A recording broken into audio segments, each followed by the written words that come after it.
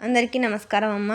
ఈరోజు మనం తెలుసుకుంటున్న అంశం ఏంటంటే 10వ తరగతి తెలుగులో 3వ పాఠ్యాంశమైన శతక మాధుర్యం అనే పాఠ్యాంశానికి సంబంధించి టెక్స్ట్ బుక్లో ఉన్న అంశాలకు సంబంధించిన గ్రామర్ మనం చూద్దాం.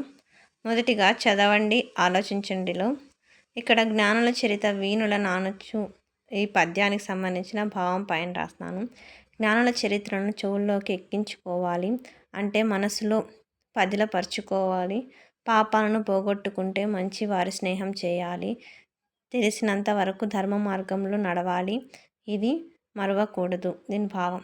తర్వాత నెక్స్ట్ ప్రశ్నలకు ఆన్సర్స్. మంచి వారితో స్నేహం వలన ఫలితం ఏమిటి? పాపాలను నశించి మనం మంచి మార్గంలో నడవగలం. తర్వాత దేనిని మరవకూడదు అంటే ధర్మ మార్గాన్ని ఎల్లప్పుడూ గుర్తుంచుకోవాలి. దానిని ఎల్లప్పుడూ విడవకూడదు. ఎలాంటి పద్యాలను మనకు వేటిని బోధిస్తారు? ఇలాంటి పద్యాలు మనకు నీతిని బోధిస్తాయి. తర్వాత ఉద్దేశం. తర్వాత కవుల పరిచయం. ఇంపార్టెంట్ విషయాలు మీకు నేను అండర్లైన్ చేస్తున్నాను. మీకు 1 మార్క్స్ అడిగేటివి. ఓకేనమ్మా, ఇది కూడా స్క్రీన్ షాట్ తీసుకోండి. తర్వాత నెక్స్ట్ కూడా కవుల పరిచయంలో మీకు 1 మార్క్ అడిగేటివన్నీ నేను అండర్లైన్ చేస్తున్నాను. తర్వాత నెక్స్ట్ శతకంలో ఉన్న ప్రక్రియ అంటే శతకానికి మకుటం ప్రధానంగా ఉంటుంది. మకుటం అంటే కిరీటము. ఇది పద్యంగా కానీ పాదంగా కానీ పాదద్వయంగా కానీ ఉండవచ్చును.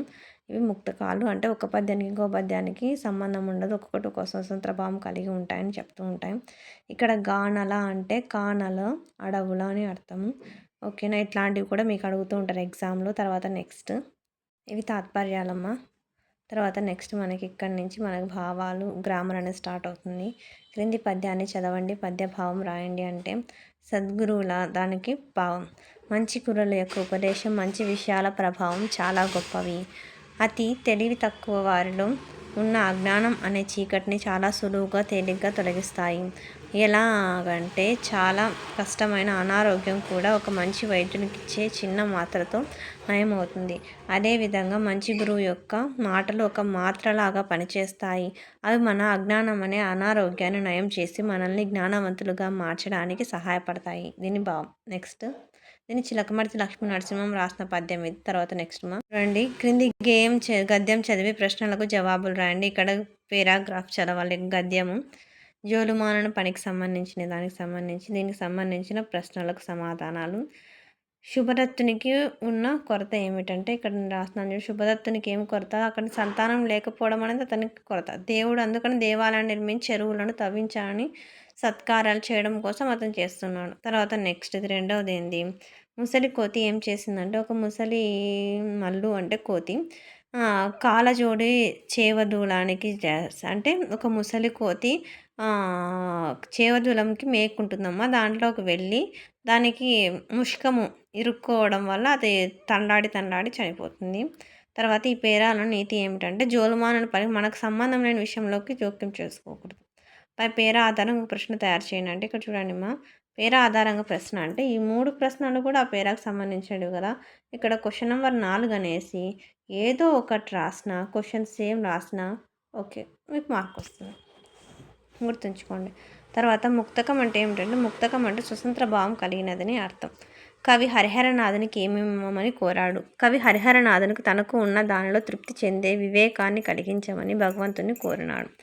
సజ్జన సాంగత్యం ఏం చేస్తుందంటే సజ్జన సాంగత్యం మనలో సేవాభావాలను కలిగిస్తుంది. తర్వాత నెక్స్ట్ ఇక్కడ నుంచి భాషాంశాలు వస్తాయి. దృప్తుడు అంటే గర్వం కలిగిన వాడు. తర్వాత ఖ్యాతి అంటే కీర్తి అంటే మంచి పేరు. తల్పం అంటే శయ్య. కాన అంటే అడవి.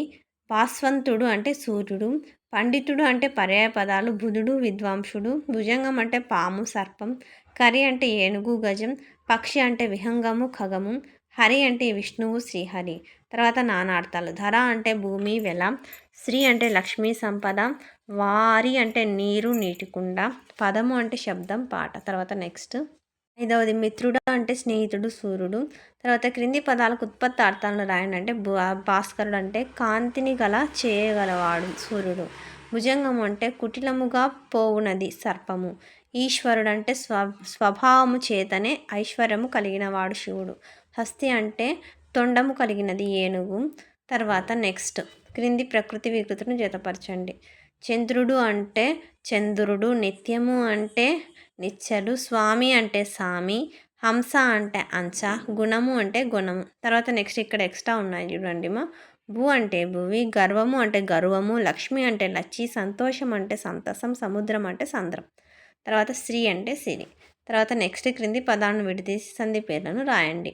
నిష్ఠరోక్తులు అంటే నిష్ఠరా ప్లస్ ఉక్తులు గుణసంధి. వెంకటేశ వెంకట ప్లస్ ఈశా గుణసంధి. అవ్వారి ఆ ప్లస్ వారిత్రిక సంధి. మనుజుడగునే మనుజుడు ప్లస్ అగునే ఉత్వసంధి. ధీరోత్తుడు ధీరా ప్లస్ ఉత్తుడు గుణసంధి. క్రింది పదాలను కలిపి సంధి పేర్లను రాయండి. కాళికాంబ కాళికా ప్లస్ అంబ కాళికాంబ సవర్ణ దీర్ఘ సంధి. ఆ ప్లస్ పలుకులు అప్పలుకులు త్రిక సంధి.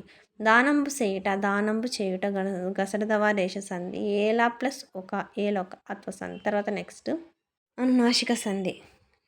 రాట్మయం ఇవి ఉన్నాయి కదా, ఇట్లా వస్తే గిన అవి ఖచ్చితంగా అంటే అనునాసిక సంధి. జగత్ ప్లస్ నివేశ జగన్నివేశ. దిక్ ప్లస్ మండలం దిక్ మండలం. రాట్ ప్లస్ మణి రాట్మణి. శౌర్య లక్ష్మి శౌర్యమనడి లక్ష్మి రూపక సమాసం. ప్రతి దినము దినము దినము అవిభావ సమాసం.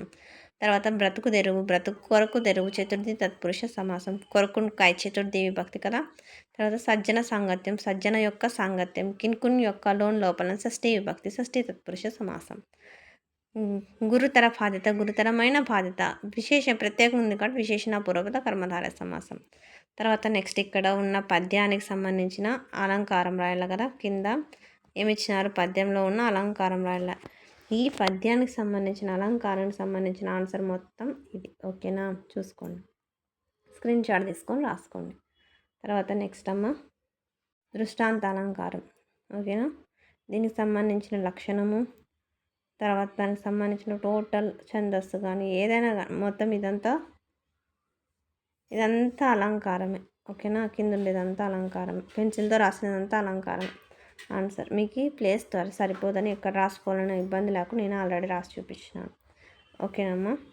తర్వాత నెక్స్ట్ ముక్కుల కథ గంగమ్మ జాతర. ఈ నెలకు సంబంధించినవి కూడా ఎగ్జామ్లో అడగచ్చు. అందరికీ ధన్యవాదాలమ్మా. ఇంకా మన ఛానల్ సబ్స్క్రైబ్ చేసుకుని వాళ్ళు ఎవరైనా దయచేసి సబ్స్క్రైబ్ చేసుకుని లైక్ చేసి షేర్ చేసి మీ ఫ్రెండ్స్కి రిలేటివ్స్ ఉంటే సబ్స్క్రైబ్ చేసుకోమని చెప్పండి. నా ఛానల్ సబ్స్క్రైబ్ చేసుకుని ప్రత్యక్షంగా పరోక్షంగా సపోర్ట్ చేస్తున్న వాళ్ళందరికీ పేరు పేరున ప్రత్యేకమైన ధన్యవాదాలు. మరొకసారి ధన్యవాదాలు. దయచేసి వీడియోని మాత్రం స్కిప్ చేయొద్దు.